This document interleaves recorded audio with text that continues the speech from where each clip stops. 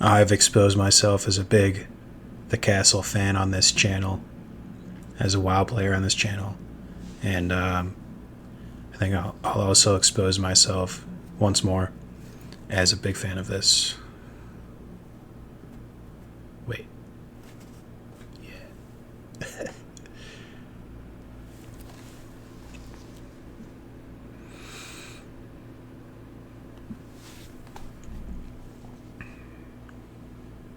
People who read books have things to talk about, but then also, when there's nothing to talk about, you can read the books. Yeah. The city abounded infinity, a labyrinth where you are never lost, your private map where every block bears exactly the same number. Even if you lose your way, you cannot go wrong.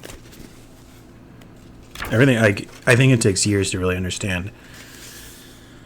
You know, there's writers.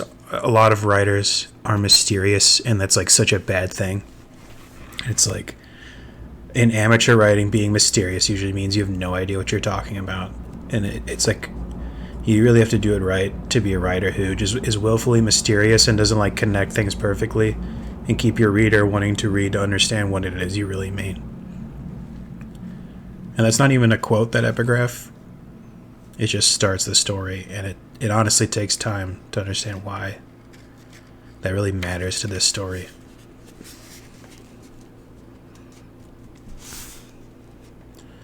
There's an application for investigation.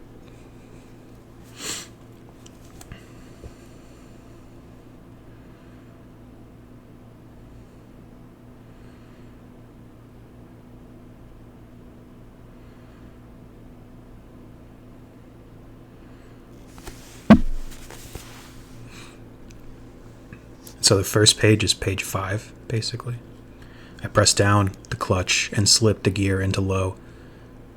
The incline was a little too much for the light 20-horsepower car.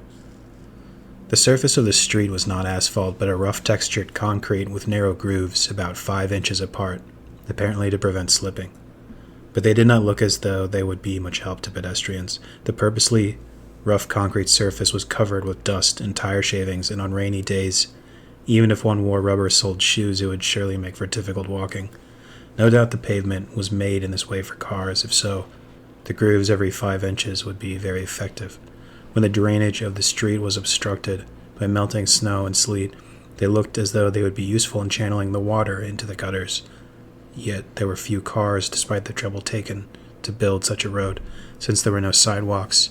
4 or 5 women carrying shopping baskets had spread out over the width of the street and were walking along completely absorbed in their chattering.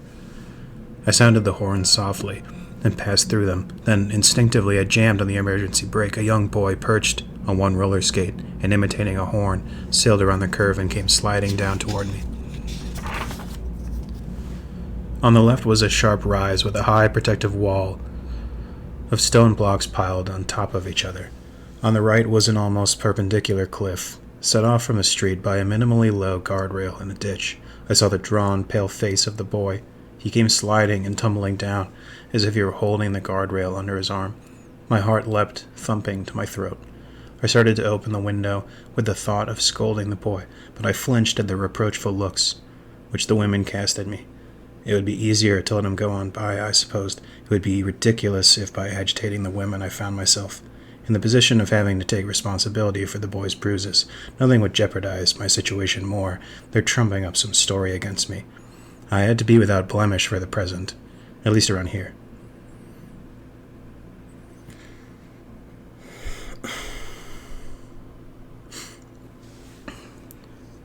I stepped on the accelerator. The car barely moved, and there was the smell of burning rubber. Suddenly the curve was there. The colors of the women clustered around the boy, who had missed death with neither loss of blood nor broken bones, flew to the side of my rear-view mirror, and clear sky appeared like the surface of a bronze tube after the picture has disappeared.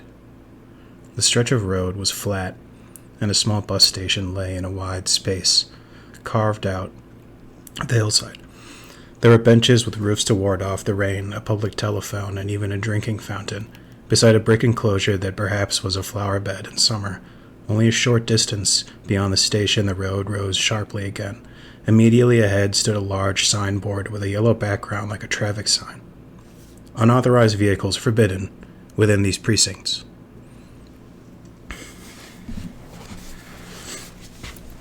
It's a really weird opening to a really weird book.